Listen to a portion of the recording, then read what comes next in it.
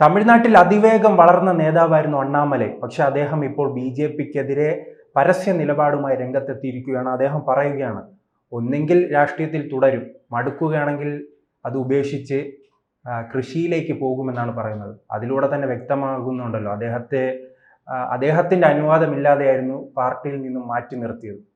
അതിലുള്ള നീരസമാണോ ഇതെല്ലാം? അല്ല, അതിൻ്റെ ഒരു കാര്യം എന്ന് വെച്ചാൽ അണ്ണാമലയൊന്നും ഇവിടുന്ന് എന്തെങ്കിലും ഉണ്ടാക്കാൻ വന്നവനല്ല.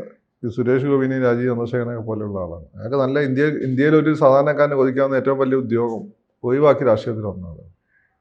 അപ്പം അങ്ങനെയുള്ള ആളുകൾക്ക് അവരെ പ്രവർത്തനങ്ങൾ ഫെസിലിറ്റേറ്റ് ചെയ്യാണ് മറ്റുള്ളവർ ചെയ്യേണ്ടത്. പക്ഷെ അങ്ങനെയുള്ള ആളുകൾക്ക് എപ്പോഴും ലോക്കലായിട്ട് അവരുടെ ആയിരം നിൽക്കാൻ ശേഷിയില്ലാത്തവരെങ്കിലും മാത്രം വിളിച്ചു നടന്നവന്മാരുടെ ഭയങ്കര ഉള്ളിൽ കൂടെയുള്ള പണിയുണ്ടാവും.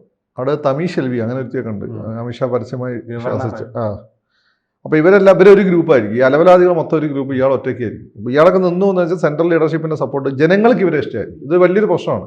ജനങ്ങൾക്ക് ഇവരെ ഭയങ്കര ഇഷ്ടമായിരിക്കും, ടോപ്പ് ലീഡർഷിപ്പിന് ഇഷ്ടമായിരിക്കും. ഇതിൻ്റെ ഇടയിൽ ജനങ്ങളും ഈ ടോപ്പ് ലീഡർഷിപ്പിൻ്റെ ഇടയിലൊക്കെ ഉള്ള ഒരു കണ്ണിയാണ് ഈ അലവലാതി ഇടക്കുള്ള ആൾ. ഇവന്മാരാണ് പ്രശ്നം. ഇവന്മാരെന്ന് വെച്ചാൽ കഴിവില്ലാത്തവന്മാരാണ്. അപ്പോൾ ഗ്രൂപ്പ് ഉണ്ടാക്കി കളിച്ചാൽ മാത്രമാണ് ഇവന്മാർക്ക് രക്ഷപ്പെടാൻ പറ്റുള്ളൂ. അപ്പോൾ അവന്മാർ കൊള്ളാവുന്നതിനെ നശിപ്പിക്കും. എന്നിട്ട് ഇവന്മാർ കയറി വന്നിട്ട് എന്ത് ചെയ്യും? മൊത്തം നാടിനെ കൊള്ളയടിക്കും. ഇതാണ് ഇപ്പോൾ രാഷ്ട്രീയം കാണുന്നത്. നോക്കിയാൽ മതി, ഒരു രാഷ്ട്രീയ പാർട്ടിയിലും കൊള്ളാവുന്ന കയറി ഇടുന്നില്ല. അല്ല, പക്ഷെ അതൊരു സഖ്യം രൂപീകരിക്കാനായിരുന്നല്ലോ അദ്ദേഹത്തെ മാറ്റിയത്. അണ്ണാ DMKയുമായി ഇദ്ദേഹത്തിന് നിരന്തര പ്രശ്നങ്ങൾ ഉണ്ടായിരുന്നു. അപ്പോൾ അത് ഒഴിവാക്കാനായി ഇദ്ദേഹത്തെ മാറ്റുന്നു, പുതിയ പ്രസിഡന്റിനെ കൊണ്ടുവരുന്നു. ദേശീയ തലത്തിൽ അദ്ദേഹത്തിന് പ്രധാനപ്പെട്ട ചുമതലയിലേക്ക് വരുമെന്ന് പ്രതീക്ഷിക്കുന്നു. അതിനിടയിലാണ് അദ്ദേഹം പറയുന്നത്, ശുദ്ധമായ രാഷ്ട്രീയം പ്രതീക്ഷിച്ചാണ് BJPയിൽ എത്തിയതെന്ന്. അതാണല്ലോ അയാൾക്ക് അല്ലെങ്കിൽ IPS തുടർന്നാൽ പോലെ ചെയ്യുന്നുണ്ടോ?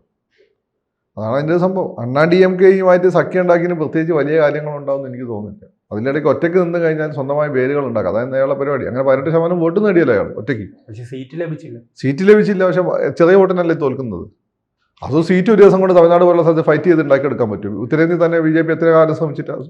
കേരളത്തിൽ തന്നെ എത്ര കാലം ശ്രമിച്ചത് സുരേഷ് ഗോപി ജയിച്ചെടുത്തു. ഒറ്റ ദിവസം കൊണ്ട് പറ്റുമോ? ഇല്ല.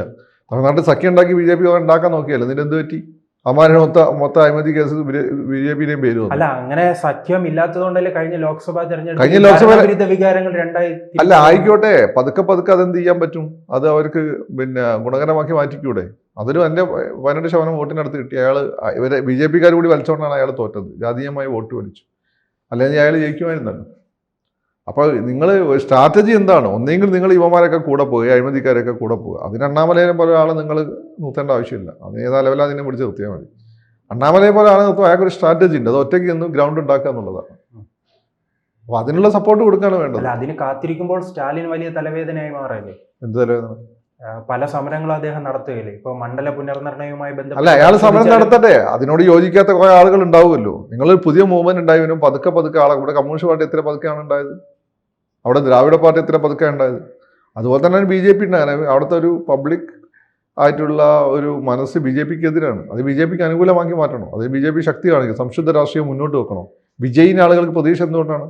Vijay is not corrupt. അദ്ദേഹത്തിന്റെ അവസരമായിരുന്നു 2024 അവസരം അദ്ദേഹം പെർഫോം ചെയ്തില്ലേ? 18% വോട്ടിൽ എത്തിച്ചില്ലേ? ജയിക്കുന്നവരെ എത്തിച്ചില്ലേ? തമിഴ്നാട് പോലെ സ്ഥലത്ത് കേരളത്തിനെക്കാട്ടും BJPക്ക് ബുദ്ധിമുട്ടുള്ള സ്ഥലമാണ്. അവിടെ സഖ്യം ചേർന്ന് ജയിക്കുന്നതേ ഉള്ളൂ. അപ്പോൾ അവിടെ എന്ന് വെച്ചാൽ ആൻറ്റി ഹിന്ദു ആണ് അവിടുത്തെ മനസ്സ്. ആ മനസ്സിൽ നിന്ന് അദ്ദേഹത്തിന് മാറ്റം ഉണ്ടാക്കി കൊണ്ടുവന്നില്ലേ? അതിനിടയിൽ പല രാഷ്ട്രീയ നിരീക്ഷകരും പറയുന്നുണ്ട് അദ്ദേഹം സ്വന്തമായി പാർട്ടി രൂപീകരിക്കുന്നു. അങ്ങനെയാണെങ്കിൽ അത് നല്ലതാണ്. അങ്ങനെ സ്വന്തമായി പാർട്ടി ഉണ്ടാകുമ്പോൾ കുറച്ചുകൂടി BJPനോട് അടുക്കാൻ പഠിക്കുന്നവർ അദ്ദേഹത്തിന്റെ കൂടെ നിൽക്കുകയും പതുക്കെ ശക്തി പ്രാപിപ്പിച്ച് ഒരു സെൻറ്റർ ആയിട്ടായിരുന്നു BJP, കേന്ദ്രത്തിൽ BJPന്റെ സഖ്യകക്ഷിയും സംസ്ഥാനത്തിൽ ഭരണത്തിൽ വരികയും ചെയ്യുക. അതായത് വിജയ്ക്ക് ദോഷം ചെയ്യും.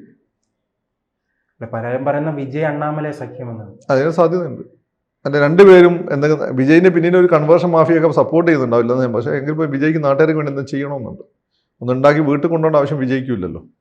2026 തെരഞ്ഞെടുപ്പ് എങ്ങനെയായിരിക്കും? ഇങ്ങനെ വലിയ രീതിയിൽ തമ്മിലടി, പിന്നെ വിജയുടെ റോള്, DMK, സ്റ്റാലിൻ, എല്ലാവരും. അതെങ്ങനെയെന്ന് നമുക്കിപ്പം പറയാൻ പറ്റില്ല. അന്നപ്പോൾ എങ്ങനെ വരുന്നത്? വിജയ്ക്ക് നല്ല സ്കോപ്പ് ഉണ്ട് എന്ന് തന്നെയാണ് ഞാൻ കരുതുന്നത്. പക്ഷെ ഇപ്പോൾ ഈ ദുരന്തം ഉണ്ടായി അന്ന് വിജയ് അവിടുന്ന് പോയി എന്നുള്ളത് നെഗറ്റീവാണ്. പക്ഷെ ദുരന്തം ഉണ്ടാക്കിയ മറ്റേ നാളെയാണെന്ന് ഇപ്പോൾ ഏതാണ്ട് ആളുകൾക്ക് ബോധ്യപ്പെട്ടിട്ടുണ്ട്. എന്നാവൻ്റെ പേര് ബാലാജി, നാളെ നാട്ടുകാർക്ക് ബോധ്യപ്പെട്ടിട്ടുണ്ട്. അപ്പോൾ അതുപോലെ വിജയ്ക്ക് ഈ കേന്ദ്ര ഗവൺമെന്റ് വേണമെങ്കിൽ വിജയിനെ പിടിക്കാം. അവരത് ചെയ്യുന്നില്ല. അതുകൊണ്ട് BJPനോടുള്ള ആറ്റിറ്റ്യൂഡ് ഒന്നും മാറിയിട്ടുണ്ട്. അല്ല, പക്ഷെ BJPയുടെ സ്വപ്നം അണ്ണാ DMK അതോടൊപ്പം തന്നെ TVK വിജയുടെ പാർട്ടി BJP സഖ്യം രൂപീകരിച്ച് ആന്ധ്രാപ്രദേശിൽ ഉണ്ടായതുപോലെ ഒരു ഭരണമാറ്റമാണ് അവരുടെ ലക്ഷ്യം. അത് എത്രത്തോളം പോസിബിൾ ആവുമെന്ന് പറയാൻ പറ്റില്ല. അങ്ങനെയൊക്കെ ജനങ്ങളെ ക്രെഡിബിലിറ്റിയാണ് ഇവിടെ പ്രധാനം. ക്രെഡിബിലിറ്റി നഷ്ടമായ നിങ്ങൾക്ക് ഇപ്പോൾ അണ്ണാമലയ്ക്ക് കിട്ടുന്നത് നല്ല സത്യസന്ധനായ രാഷ്ട്രീയക്കാരൻ, വിജയ്ക്കും കിട്ടുന്നത് എങ്ങനെയാണ് സത്യസന്ധൻ എന്താ ചെയ്യാൻ ആഗ്രഹിക്കുന്ന ഒരാൾ. ഈ അണ്ണാ DMK DMKക്ക് തന്നെ പണി കിട്ടി സെന്തിൽ ബാലാജിനെ പോലെ അണ്ണാ DMKക്കാരെ വലിച്ചു കൂട്ടിയാണ്.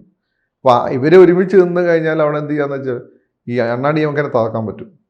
ഒരു വർഷം കൂടി പിന്നെ ശാലിം ഭരിക്കട്ടെ, അതിൻ്റെ അടുത്ത തവണ പിടിച്ചാൽ മതി. BJPക്ക് തോൽവിയൊന്നും പുതിയ കാര്യമൊന്നുമല്ലല്ലോ. ഇപ്പോൾ കേരളം എന്താ അടുത്ത തവണ കിട്ടാൻ പോകുന്നത് BJP? അതിൻ്റെ അടുത്ത് കിട്ടാൻ ഇല്ല.